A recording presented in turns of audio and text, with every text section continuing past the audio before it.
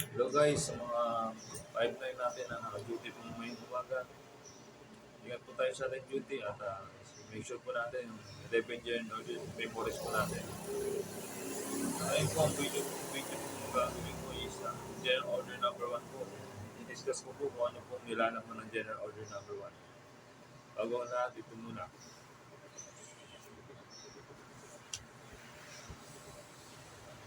Ano po ba ang General Order number 1?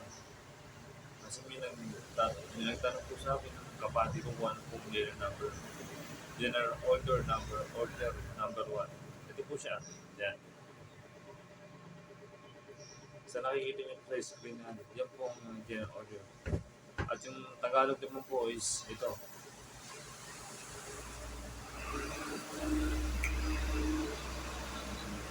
Ang General Order number 1 po is to pay charge of the personal company properties include and protect preserve the same with atmospheric agents. Kung itatagalog po natin siya is para pangyusawaan ng post at lahat ng property ng kumpanyang nakikita at protektahan pangalagaan ito ng buong sikap. Ito guys is pag sinabi to take charge, sa atin na po pinagkatiwala o sabi, tayo na po ang bahala sa ating nasasakupan sa ating establishmento na pinagkatiwala ng company. Responsibilidad po natin na pangalagaan at protektahan po sila pag po ang buhay nila dahil sila po yung nakatoka sa property na binabatay natin. Kung wala man sila, tayo po ay naiiwan.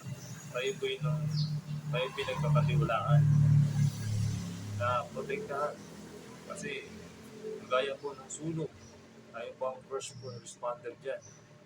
Kagaya po nung may mangyari man dyan, patayan, tayo po ang first responder dyan. Tayo po yung tutulong kung ano man ang mangyari dyan.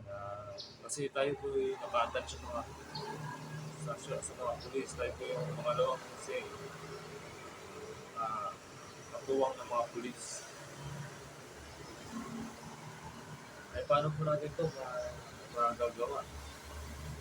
Pamamagitan po ng sikap po. Kung sinabi sikap po, masipag po tayo. Hindi po tayo patamad-tamad. May iba po kasi duty guard na makaupo lang, okay na. Duty na siya. Pero hindi niya po na nagawa yung responsibility din. Hindi man lang siya nag-moving.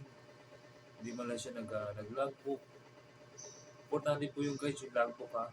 Kasi ang logbook po, yan po nakalag yung mga anything na may mangyari man dyan sa pwesto mo. Kasi at least, tapos hindi po nakalag, patay po tayo dun sa mga ganun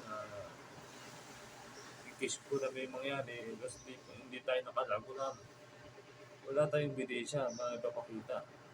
Kaya always make sure mag-logbook po tayo. Huwag po natin gawin katamaran yung pag-logbook. Yun lang po ang gawain ng guard. Mag-patrol, mag-log, mag-monitoring. Hindi po natin kailangan maging tamad sa ating pwesto. Kasi malaking responsibilidad po yung nakahatang sa atin. Tayo po pinagkatiwalaan para pangalagaan sila. Yan lamang po, sa ating mga guard, bilang guard, protektahan po natin, maging masipag po. Sana po may nandiyan makatulong po itong content ko po para sa inyo, sa mga kapatid natin na kaduty ngayong umaga. Salamat. Ingat.